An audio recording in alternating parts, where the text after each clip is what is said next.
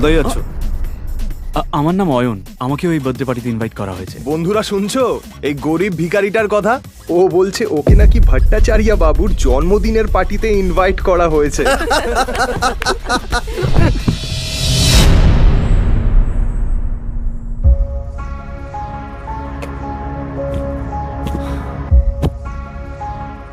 Rusha baby, চলো বাড়ি যাই। বেবি? রুষা, তুমি এই ভিখারিটাকে চেনো নাকি? কই না তো। Who the hell are you? এটা শুনি অয়ন অবাক হয়ে যায়। এর আগেও রুষা অনেকবার অয়নকে অপমান করেছে। রুষা, চলো এবার বাড়ি যাই। এ ভিখারি, বেরো এখান থেকে। সিকিউরিটি, একে ঘাড় ধাক্কা দিয়ে বের করে দাও। ঠিক সেই সময়ই বার্থডে বয় ভট্টাচার্য সেখানে হাজির হয়, আর তার নজর গিয়ে পড়ে অয়নের ওপর। অয়ন তার জন্মদিনে এসেছে এটা দেখে সে অবাক হয়ে যায়। অয়ন রয় চৌধুরী স্যার, আপনি আমার পার্টিতে এসেছেন? আমার তো বিশ্বাসই হচ্ছে না। আপনি আমার পার্টিতে এসেছেন, আমি তো ধন্য হয়ে গেলাম sir. Please please please please please please আসুন স্যার, প্লিজ আসুন। এই দৃশ্যটা দেখা মাত্রই রুষা আর বাকি সবার মাথা খারাপ হয়ে যায়, কিন্তু অয়ন কোনো কথা না বাড়িয়ে ওখান থেকে চুপচাপ বেরিয়ে যায়। বাইরে গিয়ে সে রুষার জন্য অপেক্ষা করতে থাকে। পার্টি শেষ হওয়ার পরে রুষা যখন বেরোয় সে পুরো মাতাল। Sorry sorry.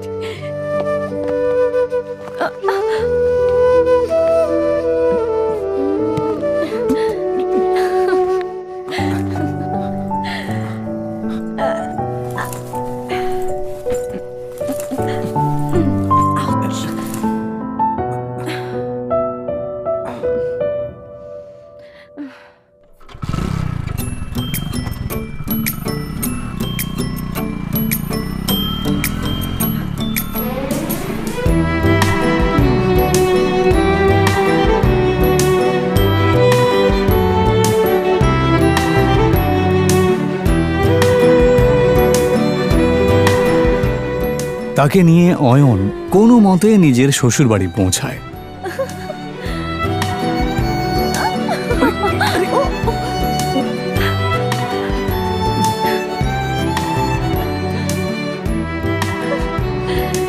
অয়ন শ্বশুরবাড়িতেই ঘর জামাই হয়ে থাকত, আর এই বিষয়টা নিয়ে সবাই ঠাট্টা করত।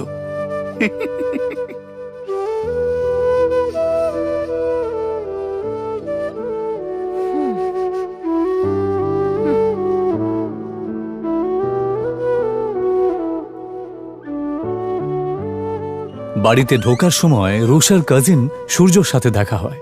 এভাবে বেঁচে থাকতে লজ্জা হয় না? অয়নকে চুপ থাকতে দেখে রুষার কাজিন সিস্টার সায়নী বলে ওঠে, সূর্য বাদ দে এর কথা। জানি না রুষা কি দেখেছে যার জন্য একে এখনো বাড়ি থেকে ঘাট ধাক্কা দিয়ে বের করে দেয়নি।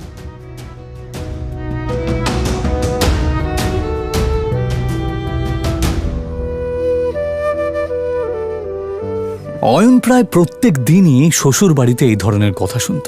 ওর এইসব কথা শোনার অভ্যেস হয়ে গেছিল। ওরা সবাই এই রকম ব্যবহার করলেও ও এদেরকে ক্ষমা করে দিত, কারণ ও রুষাকে সত্যিই খুব ভালোবাসত। নে খা।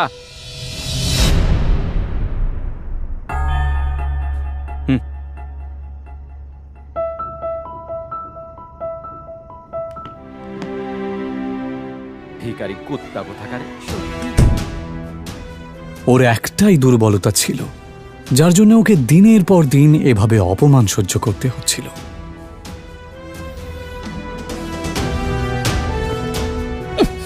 আমাকে নিয়ে যত ঠাট্টা করার করে নাও, যেদিন তোমরা আমার সত্যিটা জানতে পারবে সেদিন তোমাদের মাথা খারাপ হয়ে যাবে।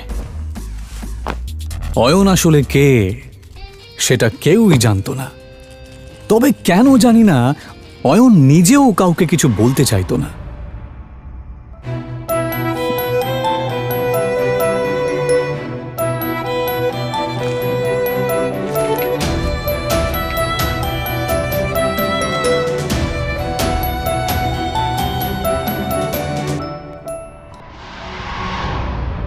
ওকে শুধুমাত্র শ্বশুর বাড়ির লোকেরাই নয়, এমনকি শাশুড়িও পর্যন্ত অপমান করত। উনি রুষা আর অয়নের ডিভোর্সও করিয়ে দিতে চেয়েছিলেন।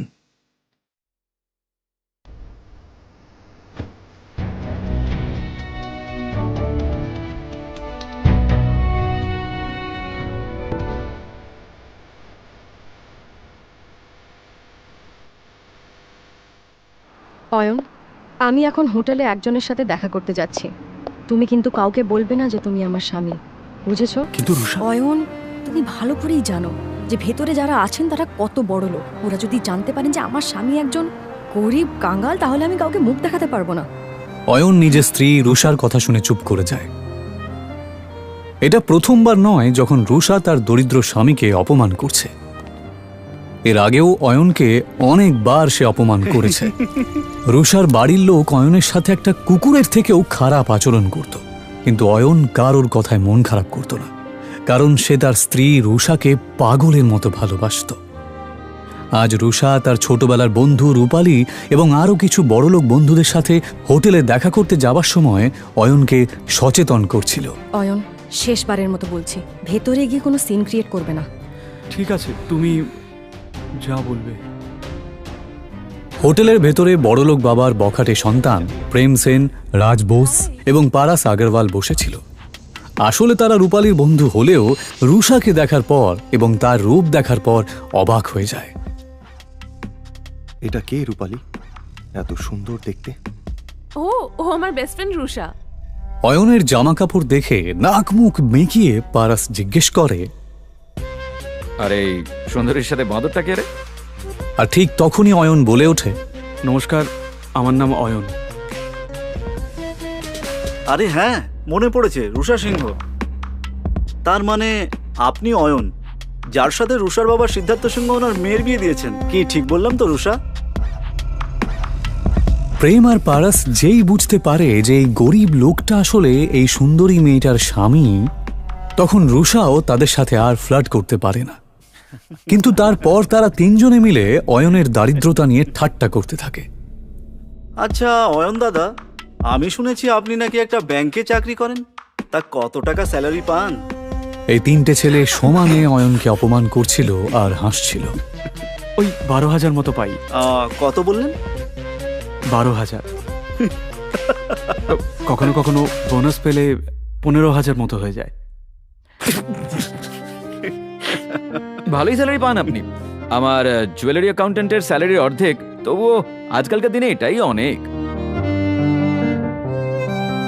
আচ্ছা পারাস, যদি তোর স্টোরে কোনো স্টাফের দরকার পড়ে তাহলে অবশ্যই অয়ন দাদাকে বলিস। ওনাকে দেখে কর্মঠ মনে হচ্ছে, আর আশা করি ওনার কাজ তোর ভালোই লাগে। হ্যাঁ হ্যাঁ, নিশ্চয়ই প্রেম, নিশ্চয়ই। 20-25 টাকার চাকরি তো আমি ওনাকে দিতেই পারি। আচ্ছা অয়ন দাদা, আপনি চাইলে কাল থেকেই জয়েন করতে পারেন। তারা কাকে জব অফার করছিল? অয়নকে। ও চাইলে তাদের তিনজনকেই কিনে ফেলতে পারত। অয়ন যে আসলে অয়ন রয় চৌধুরী এটা কেউই জানতো না। এমনকি রুষা এবং তার বাড়ির লোকেরাও এটা জানতো না যে এই গরিব অয়ন আসলে কে। অয়নও যেহেতু এই আসল সত্যিটা কাউকে জানাতে চায় না, তাই সে এমনভাবে এই পরিস্থিতিটা সামলালো যে কেউ কিছু বুঝতেই পারল না। ও বলল, ধন্যবাদ মিস্টার আগরওয়াল, আপনার অফারটা সত্যি খুবই ভালো।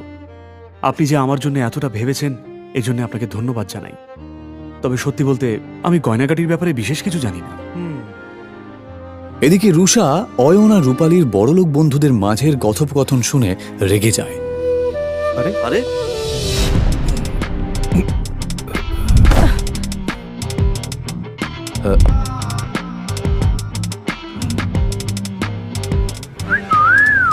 ওই লোকটার মুখ থেকে প্রচন্ড পরিমাণে মদের গন্ধ বেরোচ্ছিল।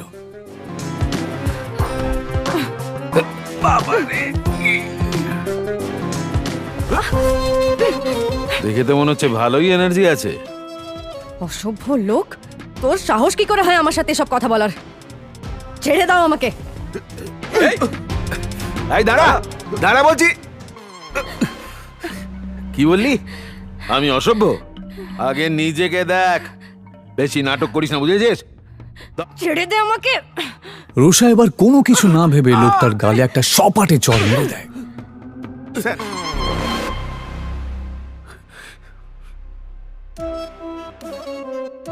চরের প্রতিশোধ কি করে নিতে হয় আমি তোকে দেখাচ্ছি। রুষা কোনো কিছু বুঝতে না পেরে ভয়ে চোখটা বন্ধ করে নিলেও সেই ভাঙা বোতলটা তাকে ছুঁতেও পারে না। রুষা দেখে যে একটা হাত সেই বোতলটাকে তার কাছে আসতেও দেয়নি।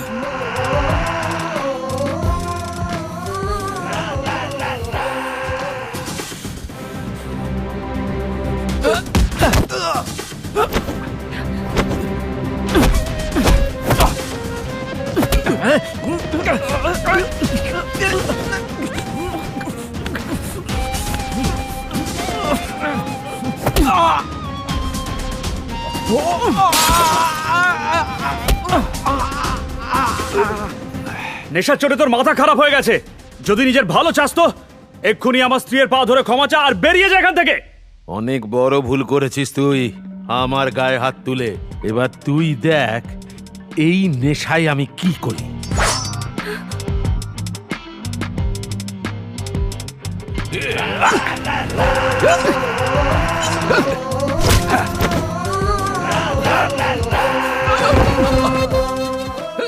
অয়নের এই আচরণ দেখে রুষা অবাক হয়ে যাচ্ছিল। সে বেচারি কিছুতেই এটা দেখে বিশ্বাস করতে পারছিল না। প্রেম সেন এবং রাজ বেদিও চিৎকারের আওয়াজ শুনে সেখানে দৌড়ে আসে। এই অসভ্য মাতালটা আমাকে একা পেয়ে আমার উপর জোর খাটানোর চেষ্টা করছিল। এটা শুনে প্রেম সেন রেগে যাবার ভান করে, কারণ ও রুষার মন জয় করতে চাইছিল। আর এই জন্যই সে পুরো বিষয়টা সামলানোর দায়িত্ব নিয়ে নেয়। আর নেবে নাই বা কেন? এই প্রাইড হোটেল তাদেরই পারিবারিক ব্যবসার অংশ যে। তোর সাহস কি করে হয় রুষার সাথে এরকম আচরণ করার? অসভ্য লোক কোথাকারে! লোকটাকে একটু বেশিই মারছে। একটা জিনিস তো পরিষ্কার যে এই লোকটা শুধুমাত্র একজন মাতাল নয়। প্রেম সেন আর রাজ বোস কিছুতেই থামছিল না, আর তার জন্যই অয়ন তাদেরকে থামানোর জন্য বলে, ব্যাস অনেক হয়েছে, ওর শাস্তিও পেয়ে গেছে। এইভাবে মারতে থাকলে ও মরে যাবে তো। আরে অয়ন দাদা, আপনি এত ভয় পাচ্ছেন কেন? আমি এই হোটেলের মালিক, তাই এই ব্যাপারটার এখানেই মিটমাট হয়ে যাবে। একটা বোকা ভীতু লোক। অয়নের ওপর রুষার প্রচন্ড রাগ হচ্ছিল। রুষা প্রেম সেন আর রাজ বেদির দিকে তাকিয়ে বলল, এবার বাদ দাও, ছেড়ে দাও ওকে। ও অয়ন দাদা, আপনি দেখছি বেশ ভীতু। আমাদের সঙ্গে থাকুন, তাহলে একটু সাহসী হয়ে যাবেন। কথাটা অয়নকে খোঁচা মেরেই বলা হলো, যদিও এসব শোনার পরেও অয়ন চুপ করেই থাকে। ইতিমধ্যেই কয়েকজন গুন্ডা সেখানে ঢোকে, আর প্রেম সেন গুন্ডাদেরকে ভেতরে আসতে দেখে। মনে হচ্ছে এই মোটা ষাঁড়ের গায়ে গন্ডারের চামড়া লাগানো। এত মার খাওয়ার পরেও ব্যাটার শিক্ষা হয়নি। কোনো ব্যাপার না, এদের ব্যবস্থা আমি করছি।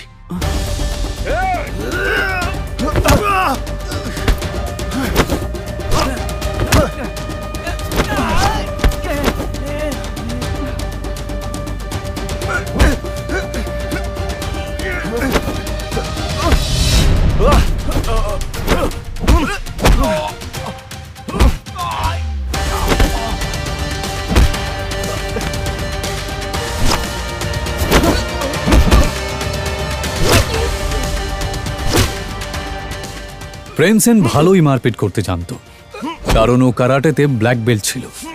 এক এক করে প্রেম সেন গজেন্দ্রের সমস্ত সাঙ্গপাঙ্গকে মাটিতে মিশিয়ে দেয়। তোরা হচ্ছিস গুন্ডার নামে কলঙ্ক, বুঝলি? ফাটিয়ে দিয়েছিস ভাই, তোর কোনো জবাব নেই। আমার মনে হয় না ওরা আর উঠতে পারবে বলে। মিস রুষা আর রূপালী, তোমরা ঠিক আছো? প্রেমের প্রশ্নটা শুনে রুষা আর রূপালী তাদের ঘাড় নাড়ল। প্রেম আসলে এসব করছিল রুষার নজর কাড়ার জন্য। যদিও রুষার নজর তখন তার স্বামী অয়নের দিকেই ছিল, সেই অয়ন যে চুপচাপ বসে গুন্ডাদের দিকে তাকিয়েছিল। প্রেম সেন আরও ক্ষিপ্ত হয়ে যায়। ভাই, এবার এদেরকে নিয়ে কি করবি? কাউকে ডাকবো নাকি এদের ব্যবস্থা করার জন্য? আরে তার দরকার পড়বে না, আমার স্টাফ দেখে নেবে। চলো তোমরা বাইরে চলো। পারাস আসলে একটু বাড়তি কথা বলছিল। যদিও সেরকম কিছু করার ক্ষমতা ওর ছিলই না।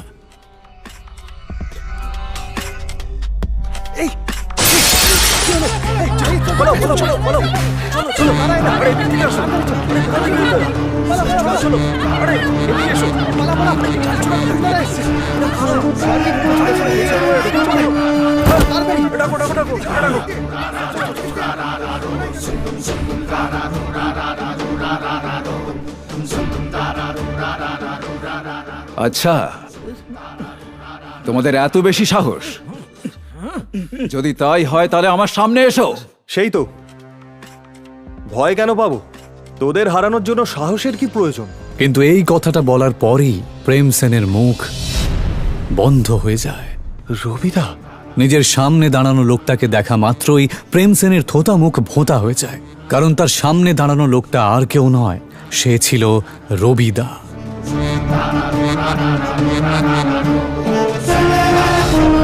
তাদের সবার লাল চোখ দেখে এটা বোঝা যাচ্ছিল যে তারা এখানে প্রেম এবং বাকি সবাইকে শেষ করতেই এসেছে।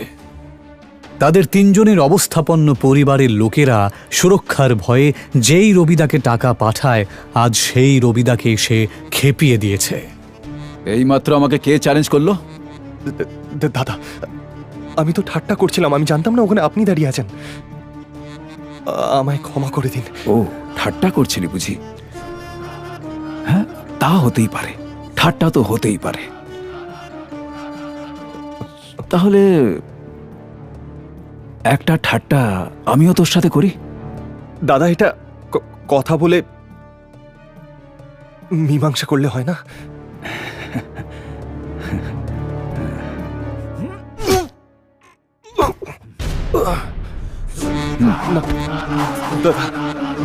দাদা, ক্ষমা করে দিন। কি কেমন লাগলো আমার ঠাট্টাটা? এদিকে কারাটেতে ব্ল্যাক বেল্ট পাওয়া প্রেম মেঝেতে শুয়ে নিজের বুকে হাত দিয়ে জোরে চিৎকার করতে লাগলো। পারস আর রাজ এটা দেখে অবাক হয়ে যাচ্ছিল। এসব দেখে ওরাও রবিদার পায়ে পড়ে প্রাণ ভিক্ষা চায়। হাসবি না দাদা।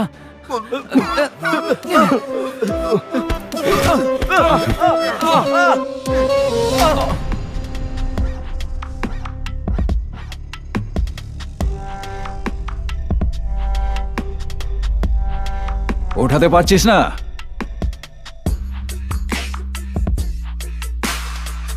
প্লে কর,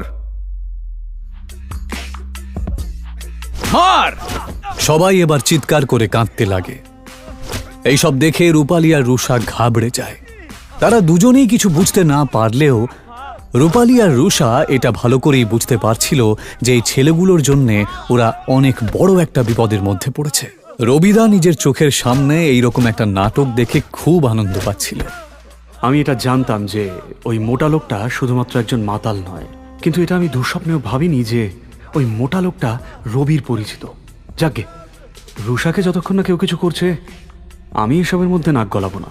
রবিদা বাকি তিনজনের দিকে না তাকিয়ে শুধুমাত্র এই বড়লোক বাবা মার বেকার তিন সন্তানকে মার খেতে দেখতে থাকে। এক মিনিট, এই শোন। হ্যাঁ দাদা। আগের হাত পা ভাঙবি, তারপরেও যদি এর মুখ বন্ধ না হয়। থামুন থামুন, এবার থামুন, অনেক হয়েছে। রুষা এই কথাটা বলা মাত্রই রবিদা আওয়াজটা যেই দিক থেকে আসছে সেই দিকে তাকায়। তারপর অয়ন রয় চৌধুরী।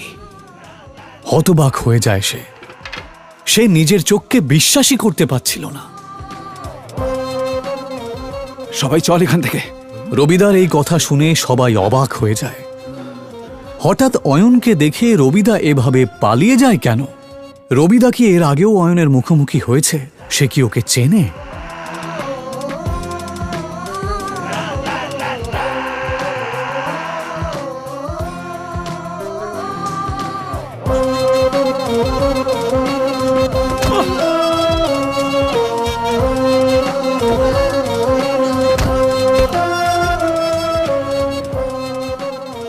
সত্যি কি অয়ন একজন আরবপতি? যদি তাই হয় তাহলে সে কেন এভাবে দিনের পর দিন অপমান সহ্য করছে? রুষার বাবা অয়নের মতন একটা গরিবের সাথে কেন তার বিয়ে দিয়েছে?